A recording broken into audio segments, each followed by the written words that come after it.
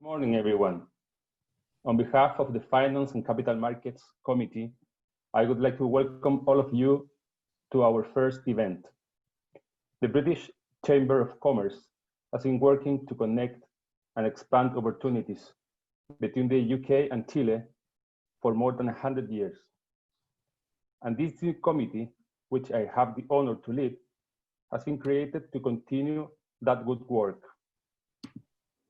I would like to mention that some other members of this committee who has been working with me to get the committee started, they are Cristian Gaete, Coloma Enriquez, Andrés Meirovich, and Peter Chamberlain, who all have a lot of experience in this area and a great financial background. From the BritCham, we have Greg Holland, L. Denton, that also plays a key role. I would like to thank all of them for their contribution and commitment. From here on, we will be inviting more of you to join us. So if you are interested, please let us know, and one of us will contact you. The committee first started during the second half of the last year. At that time, Chile was working very hard to lead the challenge of hosting the COP25. Aligned with that, our first task as a committee was to organize a seminar to talk about green financing.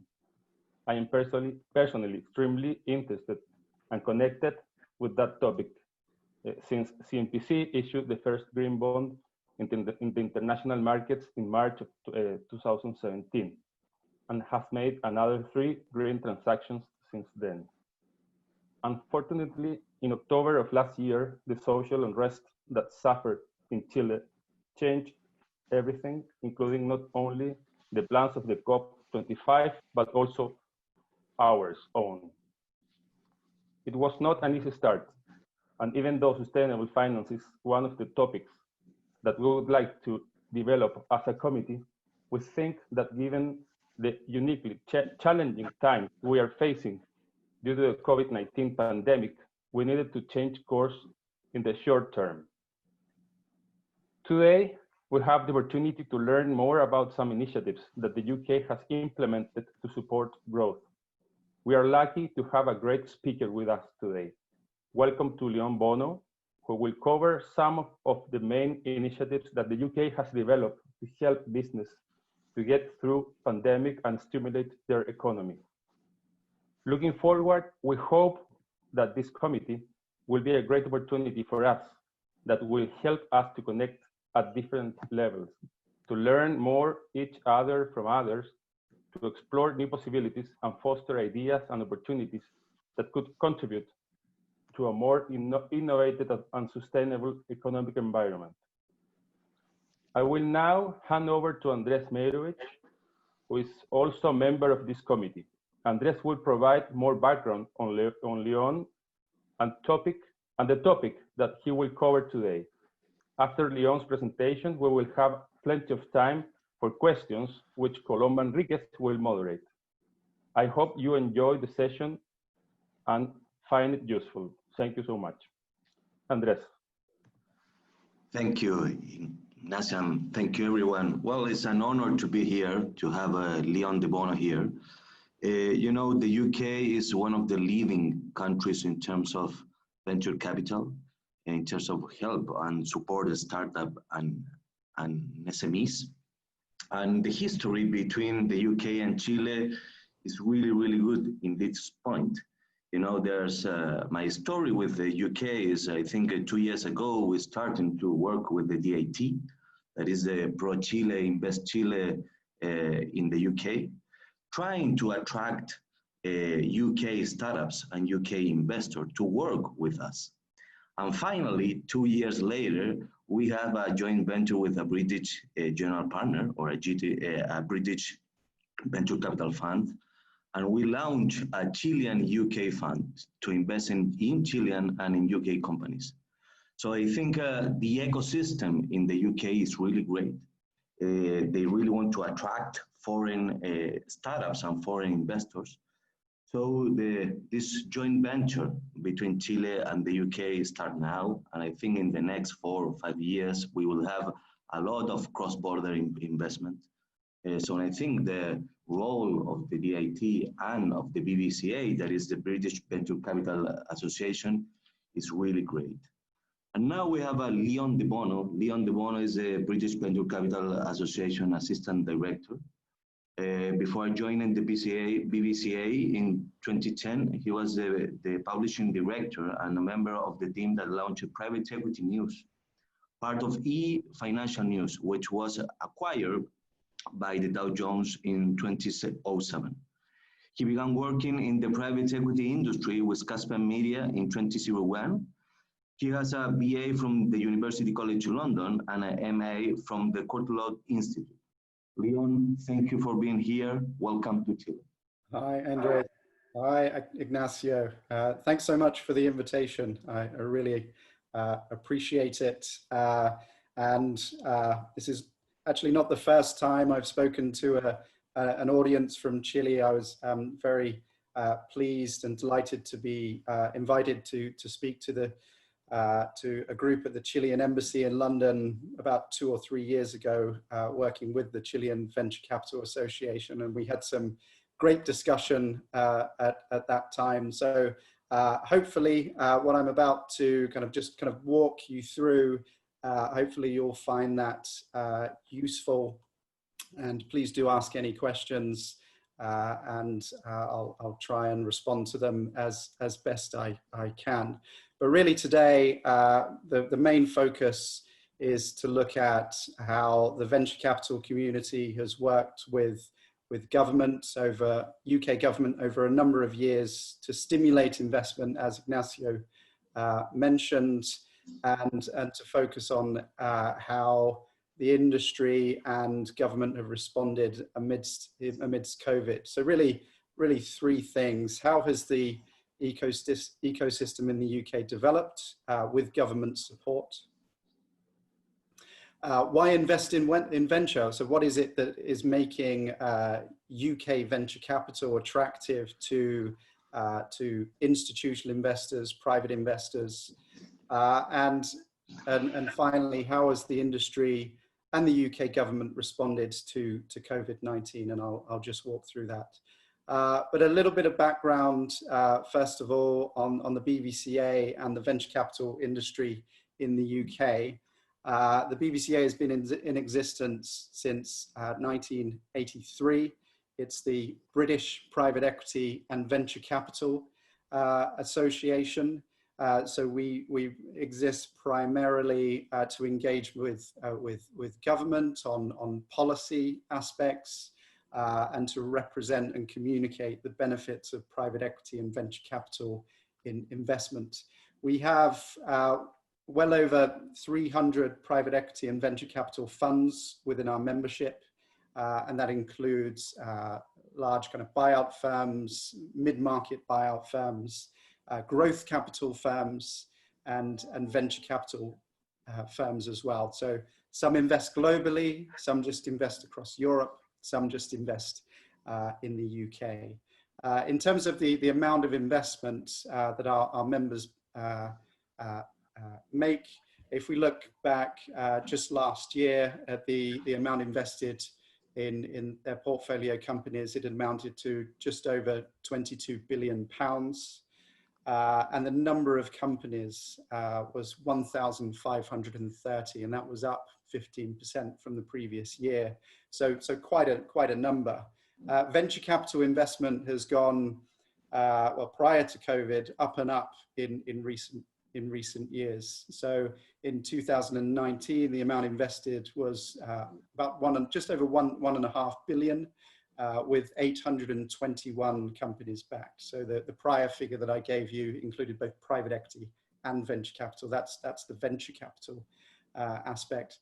And in terms of growth capital, in 2019, we saw nearly £4 billion worth of investment, which was equivalent to 467 companies. So our membership is involved in a lot of investment, and investment has has gone up and up in recent years. I'd say the exits have been very strong, including IPOs as well.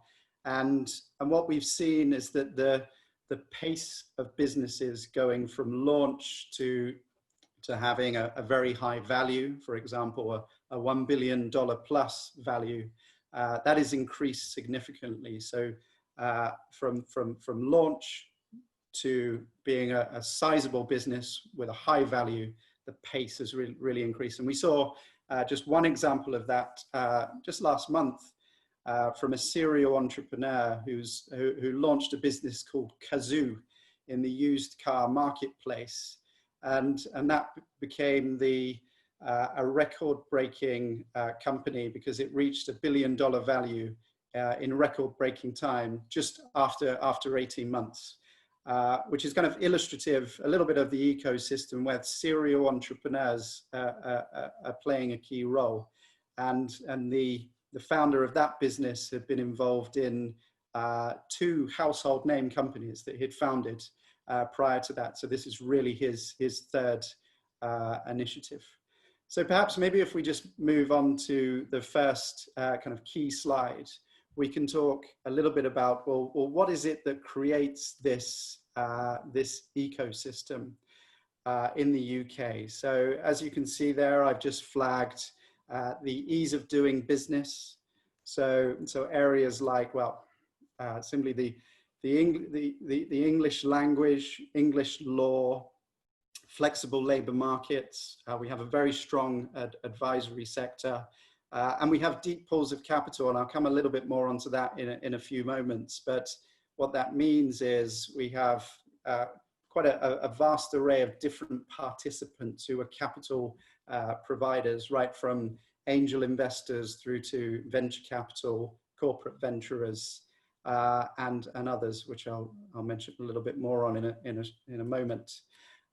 We have a strong kind of, a business foundation. So a strong business infrastructure, as I've put here, particularly with the support of government. So low corporate taxes, open competitive markets, a well-established regulatory environment, but also support from the regulators too. So we saw in fintech, for example, markets actually being opened up in order to encourage innovation. Talent-focused immigration system, and we'll see more of that going forwards. Targeted kind of tax reliefs, both for entrepreneurs to encourage them to grow businesses, but also for investors, including private investors to channel capital into early stage businesses, and government-focused patient capital, which I'll come on to in a few moments as well. And then our third pillar here is really science and technology. So we have great research universities, particularly strong in computer science, for example. So here I'm thinking about Imperial, Oxford, and Cambridge as well. And a lot of integration there between the universities and capital providers. So we have VCs that are linked very closely to the fabric of research coming out of the universities. And then perhaps if we just click on to the next slide, we can then look at what makes up all other aspects of this ecosystem. So when I mentioned deep pools of capital a few moments ago, I was really referring to, again, the array of different providers of capital and the importance of entrepreneurs being able to be funded from one round to the next. So first of all, clearly you have angel funding, seed funding, Series A funding, Series B funding, Series C, growth capital, and the list goes on. And it's very important for those within that ecosystem to work very closely together to almost not quite pass on the baton, because many people still retain the baton, but to build from one round to another, the rounds of investment. And within that ecosystem, I mentioned a few participants. So, venture capital, clearly, we have corporates that run their own venture capital programs, accelerators and incubators, crowdfunding platforms, family offices as well. So we've seen a number of family offices in recent years who've focused on making their own direct investments, but equally entrepreneurs that have recently been very successful have then gone on to either invest personally and create their own kind of family office, or do that initially with a view to then raising a venture capital fund. And so the importance of those funding options and exit routes as well as a company continues are key. And in terms of sector specialization, there are key areas at the kind of early stage of businesses that the UK is particularly strong on. So in recent years, there's been a strong focus on deep tech, for example, and I'll just return to Cambridge as an example of that. So Cambridge is a hub which has 4,500 tech businesses, 65,000 individuals employed in technology. And so there's a deep focus on areas such as deep tech there, but also fintech, life sciences, and biotech as well. But equally, sectors that the UK has been very strong on traditionally, going back decades. So music, for example, fashion, creativity, food, consumer retail, and so on and so on. I'll come on to show a few examples in a moment. But again, all this couldn't be achieved without the support of government. So the government is very strong, has been in over many years on industrial strategy, a commitment to R&D, commitment to science, and there is a strong push at the moment, in particular, on what we call a kind of levelling up agenda to ensure that London is not the kind of core focus, but there is strength right across the UK in terms of opportunity. And we've seen in recent years more and more opportunity come out of, for example, Northern Ireland and elsewhere in the UK. So if we just move on to the next slide, one particular area that the UK government has focused on in recent years is looking at how businesses scaled up over time and where there might have been a gap that put barriers in place to them having the opportunity to scale up. And it comes back to that kind of funding round question that I mentioned earlier, in terms of being able to round funds one after the other as a business grows. And through reflection, it was really felt that businesses were being sold too early to trade buyers, and that they were failing to realize their economic promise within the UK. And so there was a kind of a later stage venture capital gap where bigger rounds of funding weren't being provided. And so the government sought to redress that so that these businesses could scale up and achieve their full potential. And following a review that concluded in 2017, the government announced an action plan to unlock over £20 billion to finance growth in innovative firms over 10 years. And this would be spearheaded by a 2.5 billion investment fund, which would co-invest alongside other private investors. So the view was very much that strong public investment could also encourage private investors to come in. And an entity called the British Business Bank already existed, but it was given additional resources, and a commercial subsidiary called British Patient Capital was created. And that had three core objectives. So number one, increase the amount of long-term investment available for innovative UK companies wanting to scale up, as I mentioned. Number two, to demonstrate to other investors that a long-term patient capital investment strategy can produce attractive financial returns. And number three, to encourage more investors making allocations to this asset class. And once the British Patient Capital has established a strong track record, the aim is for it actually to be privatized.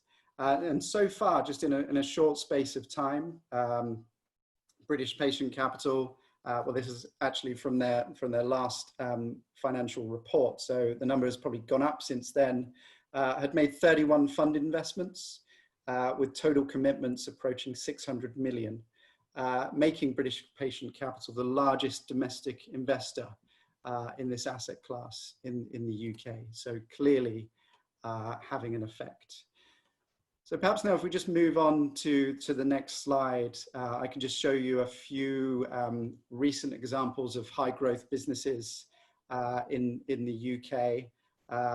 Generally kind of $1 billion plus businesses. And just to go back to the areas of sector specialization, you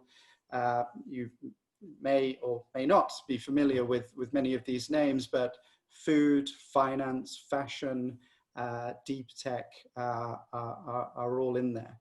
And another change that we've seen, if we just move on to the next slide, is that as the number of deals has gone up in recent years, prior to COVID, the deal size has also increased. So here are two examples that were on the previous slide of fantastic high growth businesses. So Just Eat is a food takeaway delivery business, and Just Eat's first Series A round was just £10.5 million back in 2009. And on the right, you see financial services businesses called Checkout.com. They did their first Series A round just last year, and it was $230 million. So more deals, bigger deals. That's the trend that we saw prior to COVID, and clearly activity has dropped over the past 3 months, but the foundations are still there for the future. So that's a little bit of background on what created the ecosystem, how it's been nurtured, particularly by government, working with the private sector. Perhaps now, and the success that's come out of it, perhaps now we can just move on to how the industry has responded and the government has responded during the COVID crisis. So like everywhere, first and foremost, the COVID crisis has been a health concern, and the government and our industry has focused on those aspects, looking after employees and ensuring social distancing and so on. But the key financial challenges, as they have been around the world, have been liquidity and funding issues. So firms have seen dramatic falls in revenue, and the government responded very quickly in a number of key ways. So first of all, a job retention scheme, enabling employees to go on furlough and continue to receive income. So we saw, the latest figures were that 9.5 million people from 1.2 million companies have been on furlough. And from a funding perspective and a liquidity perspective for businesses, they've had at the forefront of their minds dramatic falls in revenue, and particularly for venture capital backed businesses who have, let's say, funding that gives them an 18-month run rate. That has meant particular difficulties for them. And so I've just listed here some of the schemes, or the kind of 4 schemes that the government has put in place for businesses. So the bounce back loan scheme has been for very small businesses. The Future Fund, this is where particularly the BVCA has worked very closely with government. This is really to support businesses that rely on equity investment and a pre-revenue or pre-profit. So very much the venture capital end.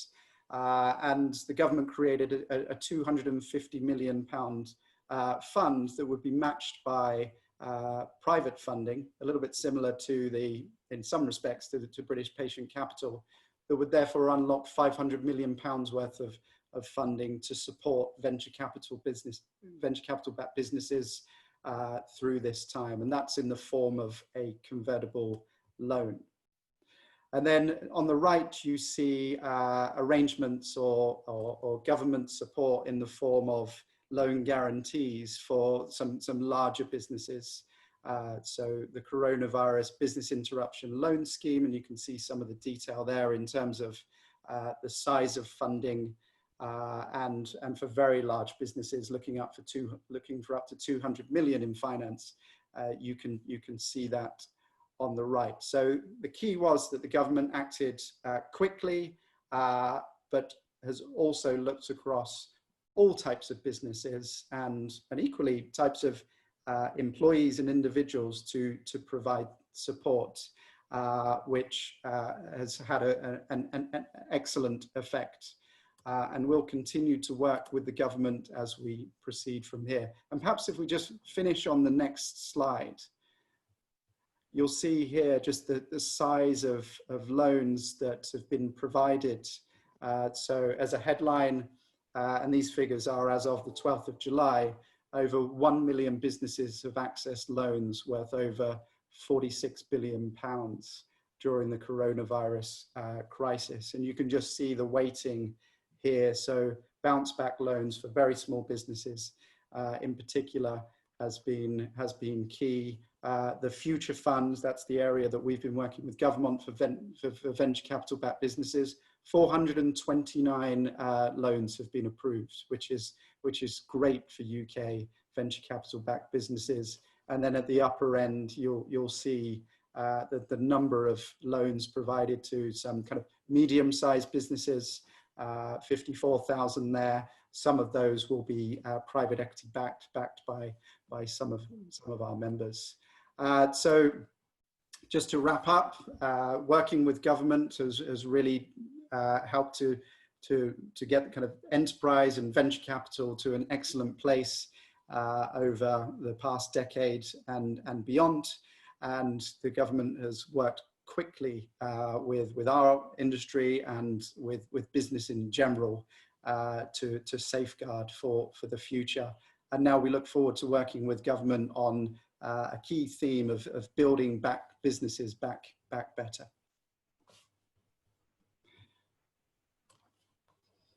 Columba.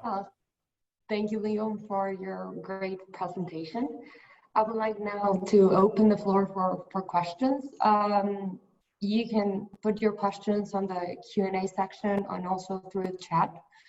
But just to start with, we have some questions from the committee, so I'll start with those until we get the questions from the audience.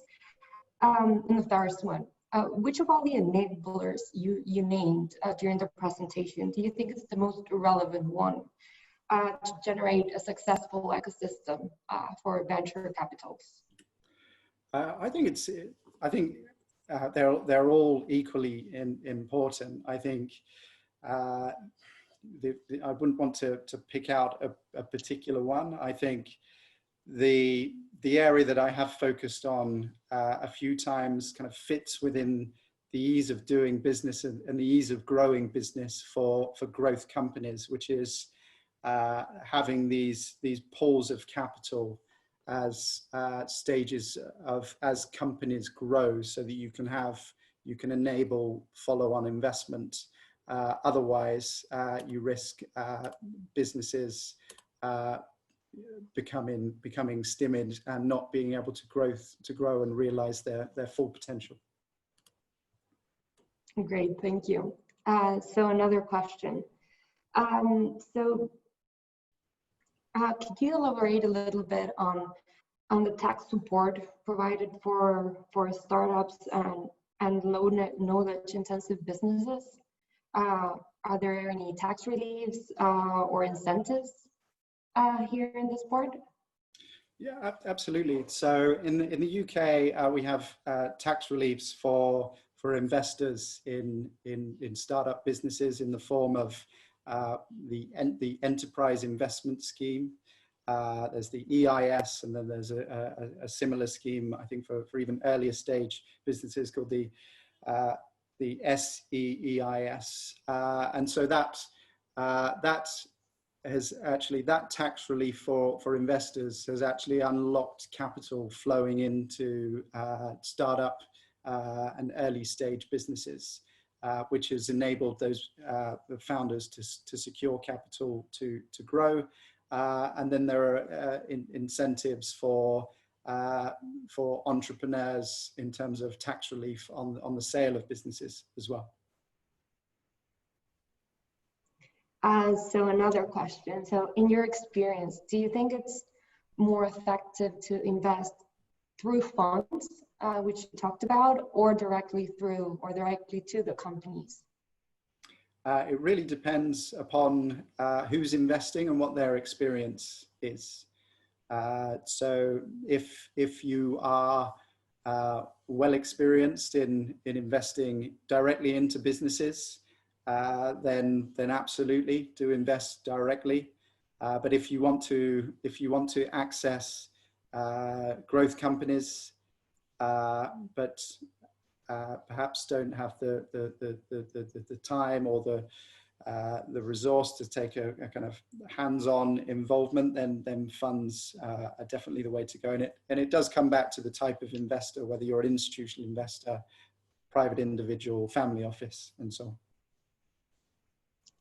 Okay, so well, I would like to encourage the audience to put on your questions. We would really like to hear your opinions or your questions to Liam. But I'll continue here. So regarding the government support, are there any particular sectors or industries that are being prioritized? Well, I think the government looks across all sectors. So I mentioned the industrial strategy, for example. The UK has a great strength in creativity and so on. And when I look at initiatives like the patient capital initiative, it's really looking across quite a number of sectors. Okay, great. So here we have a question from the audience. So Petya Miteva is asking, how much are ESG indicators considered when evaluating investment in venture capitals or in startups?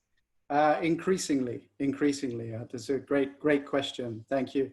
So ESG has become a more and more prominent area for businesses and for investors over a number of years now. And is becoming more and more acute amidst COVID too. So we're going to see dominant themes coming up the agenda over the next year regarding decarbonization. It was already there. That's going to accelerate more. But the social factor within ESG as well. So clearly, looking after employees, thinking about the social aspects. You can add diversity and inclusion within that as well this year, as it happens more than ever. Just also coinciding with the COVID crisis, we've seen the Black Lives Matter movement, and so ESG is becoming more and more prominent because there are more and more voices for ESG, but it's a way also, but ESG also leads to efficiencies as well. So yes, it's absolutely rising up the agenda. In terms of being able to measure and manage ESG. I think we're going to see more of that as we progress, and you'll see more questions asked by institutional investors, but you'll also see regulators putting in place specific areas for the measurement and management of ESG. Okay, great. So we have Colomba, sorry, Andrés here. Can I ask to Leon a question? Yeah, sure. How, Leo, do you think that the big companies in the UK are facing the innovation post-COVID? Do you see more corporate venture capital or different innovation?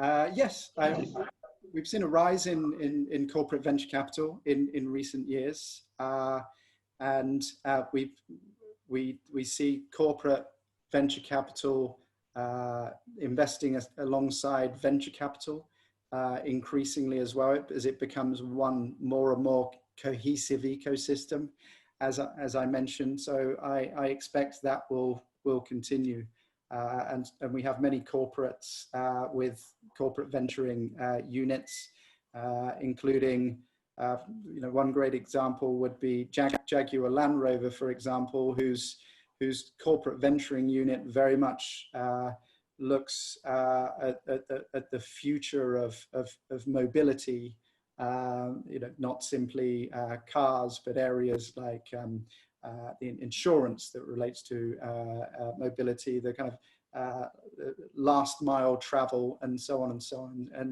And so corporates, to your point, in order to evolve, use venture capital very much as a means of harnessing innovation.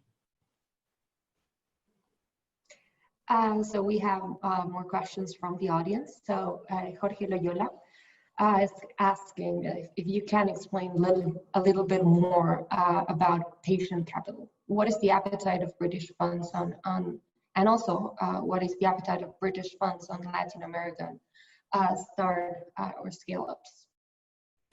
Yeah, so this patient capital aspect is really important. It has been an area where the UK really had a gap or had a lack of funding. So if you compared the UK venture capital ecosystem to the US, the UK venture capital ecosystem previously had lots of small venture capital funds, not larger venture capital funds, which could allow for that those follow-on funding rounds that were larger and larger. Whereas you look at the US, they have a lot of venture capital funds, but they tended to be bigger and able to support businesses at a later stage. And so I mentioned that companies in the UK were at the risk of selling too early to a trade buyer, or one other challenge is going to the US to find funding, which is of course great for the business, but also it was just important to have those rounds of funding in the UK as well. And so that was an area that the government sought to address and has addressed very well. And we've seen the number of growth capital funds flourish in recent years in order to help fill that gap. And we've seen some very strong success stories as well. On the point around investing in Latin America, it's fantastic that Andrés has his UK Chile fund. There are big global firms that clearly invest in Latin America. What I would say is that on the whole, we find that the bulk of the industry in the UK, when they set up a fund, it has a specific remit, and that is to invest either in the UK or across Europe, and it's quite difficult to kind of invest outside of that remit. But the importance of building that collaboration between Chile and the UK, Latin America, and Latin America as a whole, in the UK, in order to open up opportunity is key. Perfect. So we have another question from the audience. This one is from Philip Somerville. He says that, well, COVID has stimulated technological acceleration. And one of the new concerns of ESG data is governance. And he says that he imagines that there is an opportunity for startups to develop a safe system of tracing that comply with GDPR. Do you see this coming? Sorry, would you mind just repeating the question? So governance and GDPR? Concerns of governance data, and how can startups develop a safe system to complying with, this? What I would say is that GDPR, although GDPR was challenging when it first was implemented, as it took firms and individuals a little while to get their heads around it, has actually been very effective, and the principles of GDPR are very well understood and ingrained within business. So from a governance perspective, I think that is there even prior to COVID. On your point about the acceleration of the use of technology, absolutely, as seen everywhere, we're all living in a new environment where digital transformation has accelerated, but we're all on the same page on that. Okay, great. So, well, I would like to continue encouraging the audience to make questions for Leon. So, can you tell us about any investment which has failed or had any, I would say, political effect or anything like that? Have you had any kind of failed investment or failed initiatives that you learned from? Well, we're not investors ourselves, but clearly there will have been businesses that have failed, particularly during the COVID crisis, in areas such as consumer, restaurants, and so on, which has sadly just accelerated what may have been a decline in any case. But hence that comes back to the importance of government support that we mentioned. Yeah.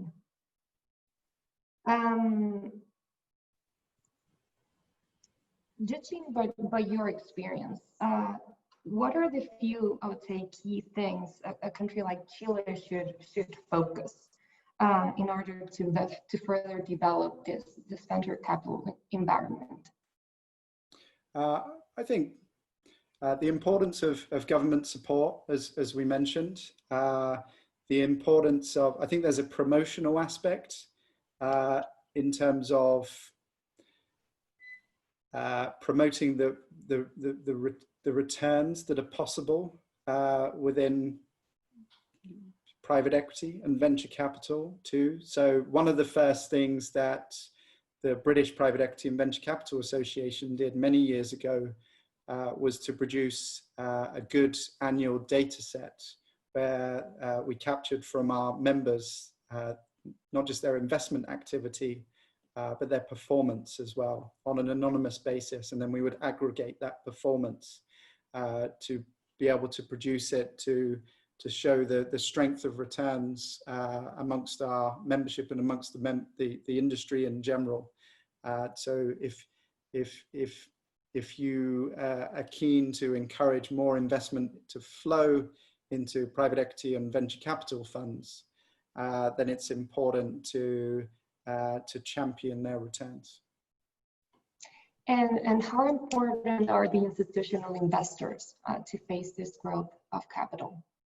Extremely important, extremely important. So institutional investors are the key investors in private equity and venture capital. So pension funds, insurance companies, endowments, foundations as well. And I mentioned family offices before too. It was slightly different to institutional investors, but also almost institutional in type. Family offices have become key investors in private equity and venture capital over time. And so having the support of a broad range of different types of institutional investors is key, but they invest for a return. And so it's equally important to be able to demonstrate, just going back to that returns point, the returns are, there is the opportunity for returns. And to come back to digital kind of entrepreneurs and growth businesses in general, and the examples that I gave, and as we think about digital, any digital business now that launches has enormous opportunity globally and is competing on a global scale.